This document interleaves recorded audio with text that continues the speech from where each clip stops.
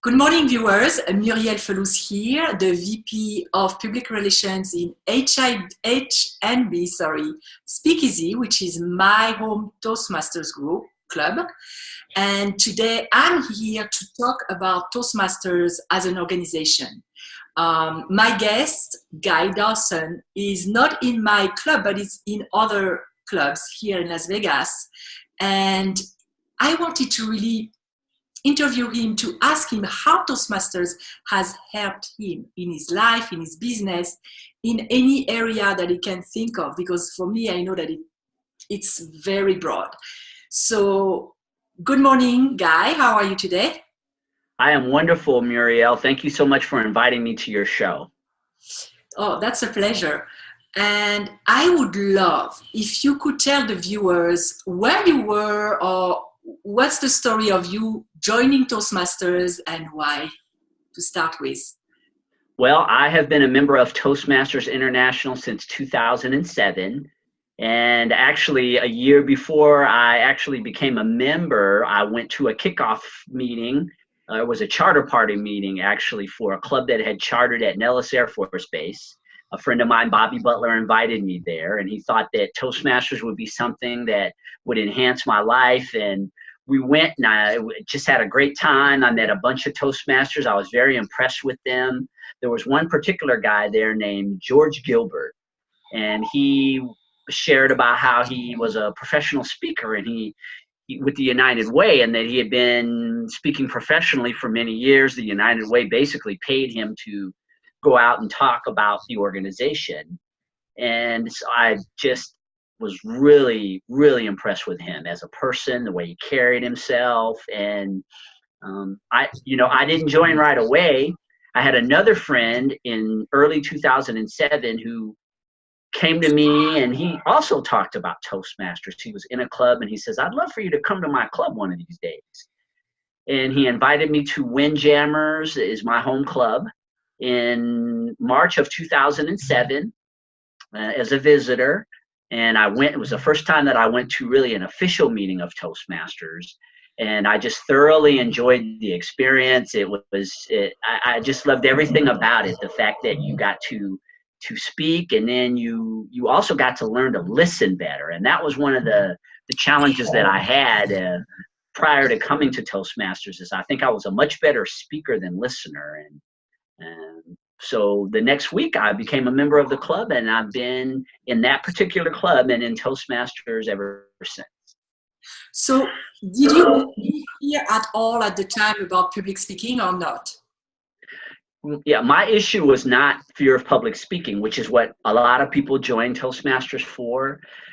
And I had a conversation with someone a couple of days ago about this. I had good public speaking skills, but I don't think I had very good communication skills. And there really is a difference in that. This is something that I've discovered over time being in Toastmasters, is being able to communicate in front of people is much different than being able to be an effective communicator individually. And so there are a lot of areas of life that being a member of Toastmasters affects beyond what we are most popular for, and that is helping people to become better public speakers. And I found that as I have grown in Toastmasters, that my ability to be able to communicate with other people has grown tremendously. And for people who are not familiar with that, how would you describe the difference between a good communicator and a good speaker? Where does the difference lie for you? For me, being a speaker means that you're a person of influence, and you can get up in front of a crowd and a group of people, and you are able to usually very persuasively and succinctly share your message with them to where they take action on something, or they buy into what it is that you're sharing with them. Communication doesn't require you to get up in front of a group of people to be effective. Be an effective communicator. There are a lot of people who don't get up in front of large groups of people and speak, who are extremely effective as communicators. And when I talk about being effective as a communicator, I'm saying being able to have a conversation with someone. It could be only one person, maybe it's two people, and to get your point across to them, to be able to share your ideas, listen to the ideas that they have, take them in, and be able to create lines of communication that help you both be more effective in getting your points across. I think that that's the difference between being someone who is a great presenter, which is a great skill to have. I'm not trying to diminish the power of being an excellent presenter, because I'm a presenter still. But I think that the value that I got out of Toastmasters on the communication side, being able to have better communication with people individually, has far outweighed the things that I've gotten as an actual presenter or public speaker. And I know that you have a business. Oh, I hear an echo. I'm going to get closer. I know that you have a business where you deal with clients. How do you think that Toastmasters has impacted that in your life, your communication with your clients, your business? Yes, I run a public relations and advertising company. And as a matter of fact, I started running the PR and advertising company 1 year after I joined Toastmasters. The organization was really a precursor for me preparing to be able to be in the business that I'm in. And so the communication aspect and leadership aspect of Toastmasters has had a tremendous impact on my career and the way that I am able to relate to my clients and the other people that I work with. It's just, again, when it all comes down to it, Murielle, everything in life is personal. It really is. And the way that you relate to other people and the way that they perceive you to be matters so much in your ability to get your point across to them, for them to want to cooperate with you in a team environment, or to get them to enlist in and actually be a client of yours, is all based on their perception of you, how you've communicated with them. All the things that we learn in Toastmasters have definitely contributed to my career. I also do radio and television broadcasting, which is a part of my marketing and PR company. And the things that I have learned in Toastmasters about presenting have definitely given me a leg up in developing that aspect of my business as well. I know that for myself, presenting speeches in Toastmasters has forced me to really connect with me too, to know what are my areas of strength, what are my areas where I need to be improving, and even develop my own individual style, because it's not about being robots and all presenting the same way. You need to infuse it with you. And I've gained so much, even self-confidence, because looking at attributes or fortes that I didn't even know I had brought me so much, even on a personal level. Did you experience some of that with Toastmasters as well? I did. And one of the stories that I tell a lot about how, in terms of interpersonal communication, Toastmasters has really impacted me was when I joined Toastmasters, my son was, I guess, about 8 years old. One of the first things that I learned being in Toastmasters was the sandwich technique.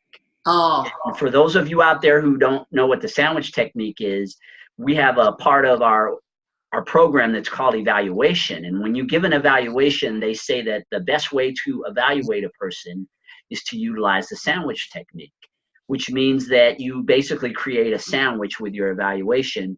You offer good things, perspectives on what they did, encouragement. You, in the middle of the sandwich, offer some suggestions of things that they can improve on, and then you wrap up the bottom of the sandwich with more encouragement and feedback that will really encourage them to want to go on and do more speeches. What I did with that was I started using that with my son in our communication. He was little, and so I decided that I would utilize the sandwich technique when I would have something that I wanted to work with him on. I would always give him positive feedback, add the thing that I wanted him to improve on, and then wrap up the sandwich by reinforcing it with more positive feedback. And I know that for many years that has had a great impact on my relationship with him. And it's also something that I've started to use with other people in life as well. It improves your ability to be able to communicate with them, because you're not just starting out with a criticism, which in our world, unfortunately, a lot of us are kind of conditioned to just go right to the negative and the criticism. And when you do that with people, you can sometimes set up lines of defense with them, because no one likes to be attacked. But when you start out with a positive reinforcement, you're letting them know that there's so good that you see in them. And then when you offer suggestions, it tends to lighten it a bit. I think that that's been a very effective tool for me, is the sandwich technique in a lot of areas of my life.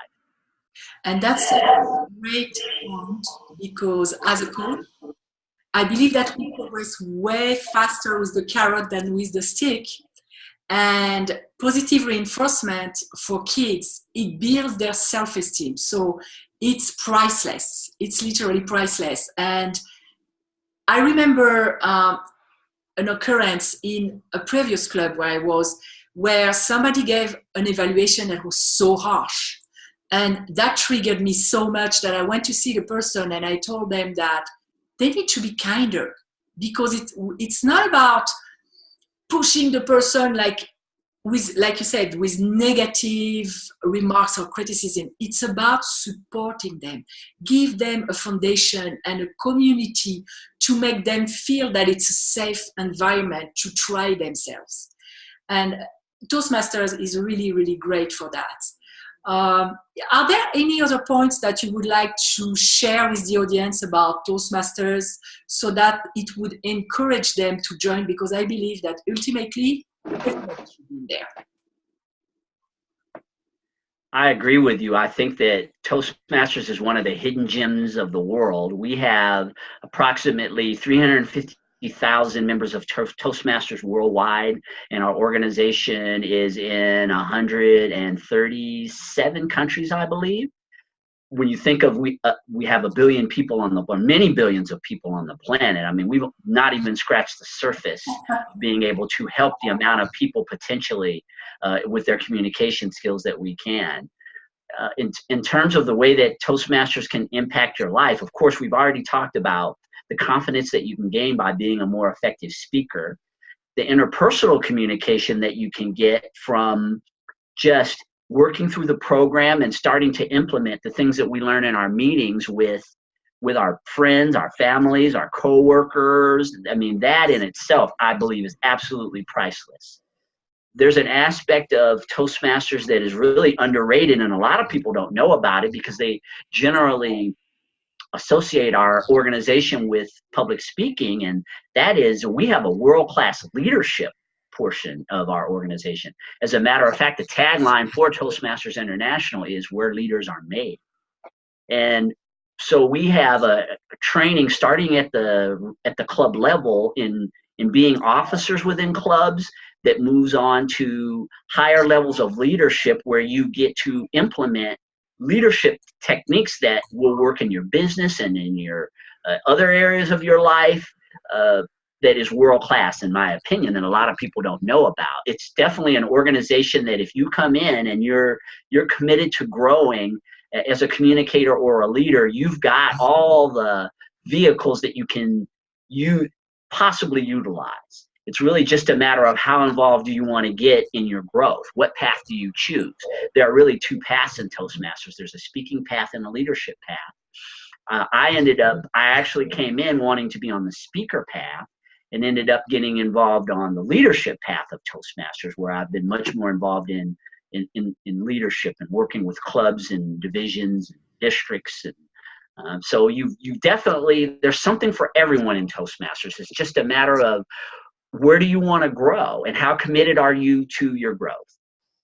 And amazing point is that all the people that enroll in Toastmasters are all valuing self-growth,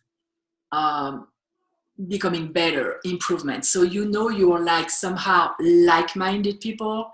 So it's really a pleasure, because we're all in one team trying to do something better. That's really what I love.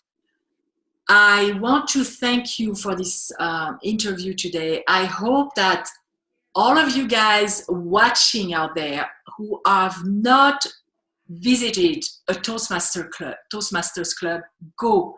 Just come as a guest and see how your experience is. How do you feel about it? You'll see it's not as, let's say, intimidating, because a lot of people, when I say I'm in Toastmasters, think that it's something that is so formal and intimidating. Not at all. It's about human beings connecting to become better and to do good in the world. Ultimately, that's how I see it. Thank you, Guy. I would like, do you have a parting advice or something that you want to say before we close the interview? I really appreciate you having me on, Murielle. And if I could say anything to the audience out there, is that you can visit a Toastmaster meeting anywhere in the world absolutely free. And there is no commitment that you have to get up and speak right away. I think that for someone who feels like they want to grow in their life, as you were talking about a minute ago, that just stopping by, you might be really surprised at what a Toastmaster meeting entails. It's a lot different than you might think. Just stopping by, you can go to toastmasters.org, and there are clubs in every city pretty much in the world, at least every major city, in most of the countries many of the countries in the world. And go to the website. There's lots of information about Toastmasters there, and we'd love to see you at one of our meetings. Absolutely. And you may even be surprised, because in our club, I know the atmosphere is so alive that for the past 2 meetings, guests that have never stood up and talk in front of people actually volunteered to answer impromptu, like to do an impromptu speech, to answer a question. So you never know. Thank you very much, and we hope to see you there. Have a wonderful week, and I'll see you in the next interview.